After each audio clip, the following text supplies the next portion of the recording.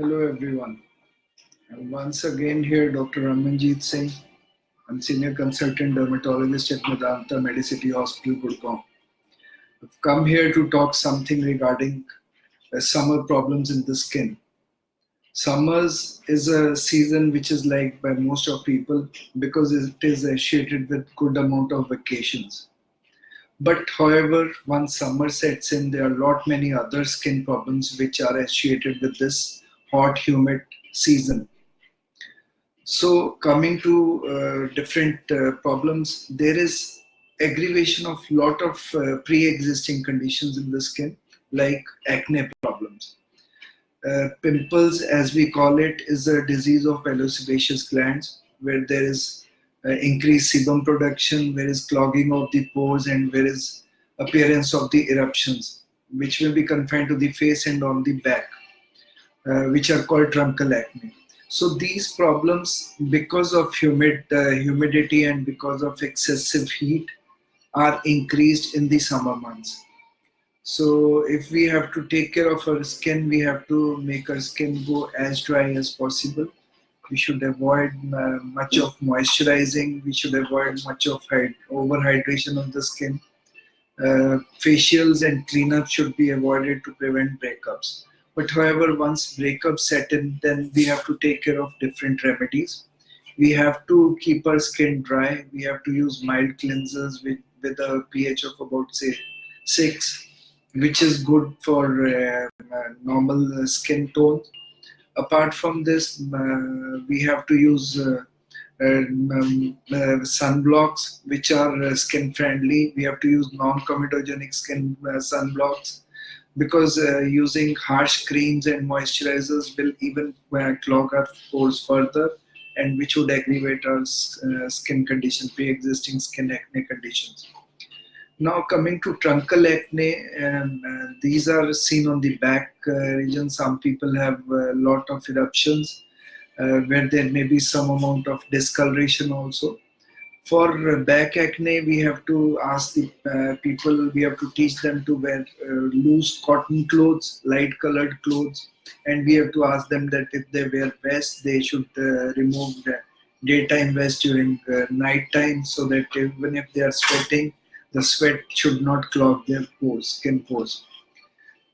Once acne set in, certainly dermatologist opinion has to be taken into account. This is to prevent scarring, and this is this will help in preventing further morbidity. Apart from acne, then there are various other conditions. Sunburn is a major condition, major hassle, which is associated with summer months. And because ultraviolet rays are very harsh, they tend to fall on the skin, they tend to give some amount of burn to the skin. So whenever we are exposed to sun, we should be using sunblocks depending upon the sun types.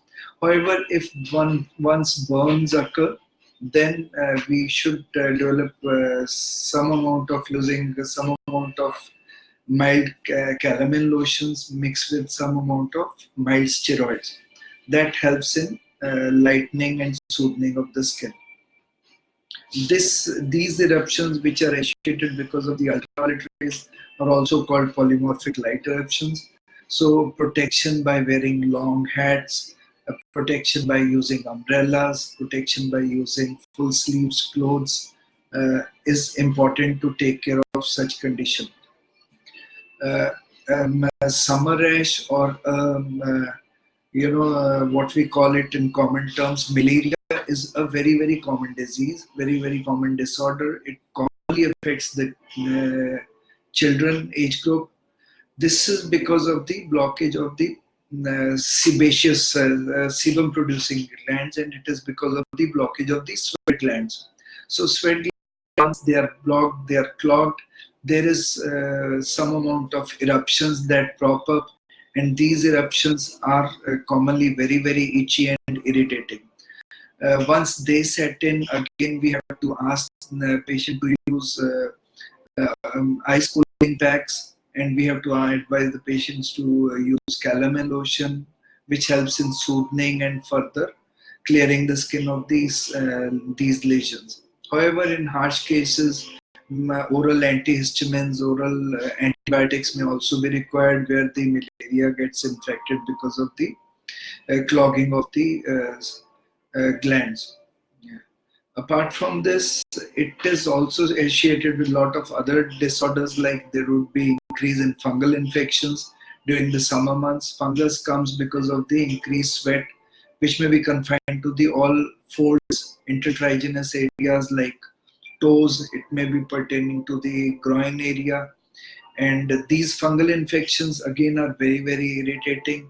For this, we should advise the patients to change their clothes frequently. If the patient has excessive tendency to sweat, we have to ask them to take care of the sweat part. We have to ask them to wear loose cotton clothes. We should also ask them to keep the skin as dry as possible. Once fungal infection sets in, then obviously antifungal creams have to be advised. But here I would like to point out that we should not ask them to use any over-the-counter creams which normally contain steroids, as steroids would suppress fungus in one go, but once you leave the creams, then there is again a severe exacerbation of the fungal lesions. Apart from fungal infections, then there are various other infections like folliculitis. It aggravates during summer months. This is again because of the blocking of the hair follicles, hair ducts, and which appears in the form of eruptions. They may be small eruptions or big, larger eruptions. They are common, however, in children most commonly seen. In children, then there is during summer months again formation of impetigos. Impetigo is commonly called a common boils. Boils condition appears because of the excessive heat, because of excessive sweating. So kids should be asked to wash their face frequently, and most important is before going to bed they should be asked to cleanse the face so that they don't oversleep with sweat and they don't oversleep with the dirt attached to it. Bad odor is another very common condition which is seen in summer months. This comes because of the increased sweat and there would be some amount of fungal growth. We have to advise people to change their clothes, inner garments, as frequently as possible. Once they get soiled, we have to ask them to use of regular deodorants, which again helps in preventing these bad odors. Heat rashes, as I've already explained, we can get rid of heat rashes by using some amount of ice over the affected area, and apart from that, calamine lotions are available in the market, which are again very, very helpful in taking care of the heat rashes.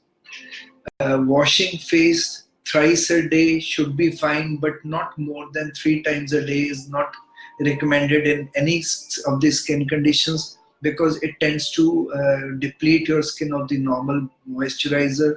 The normal barrier system is lost. So we advise 2 to 3 times in severe acne cases. Apart from that, if skin is normal without any acne, washing twice is good enough, and thereafter the patient should be advised to use some amount of mild moisturizer. Moisturizer should not be very harsh, otherwise there would be again increase in the acne lesions.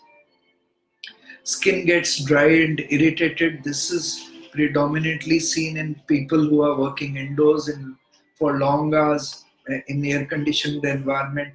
So we have to ask them that they should take care of the skin. They should hydrate their skin with some amount of moisturizers, and they should not increase the humidity levels in the ACs. Acne on the face, humidity definitely makes it worse. As I've already explained, this is because of the clogging of the pilosebaceous glands. Sunburns, as the ultraviolet rays are very, very harsh, so they have to be taken care of.